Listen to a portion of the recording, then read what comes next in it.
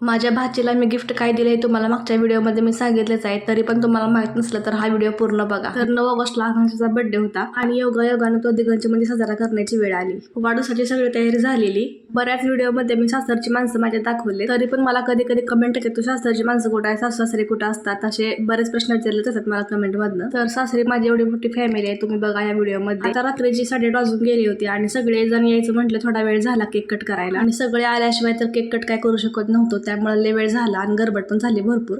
तर आता इथं मी तिला गिफ्ट दिले, तर गिफ्टमध्ये मी चांदीची अंगठी दिले आणि आमचा गोऱ्या म्हणत होता आवरा लवकर, मला लय झोप आल्या। वाढदिवसाची खरी मजा तर पुढे आहे आता। केक कट करताना तिघांची भांडण बघा कशी लागले ती नुसती वडावडी चालली केक कट करायसाठी। घरात बारकी पोरं असली की असंच असते। केक कट करून झाला आणि आम्ही सगळ्यांना वडापाव आणला होता खायसाठी। सगळेजण आता घरातले इथं वडापावाने केक खात बसलेत। तर अशी माझी सगळी फॅमिली आहे सासरची। तर तुम्हाला माझा आजचा व्हिडिओ कसा वाटला मला कमेंट करून नक्कीच सांगा। भेटू पुढच्या व्हिडिओमध्ये। Bye bye.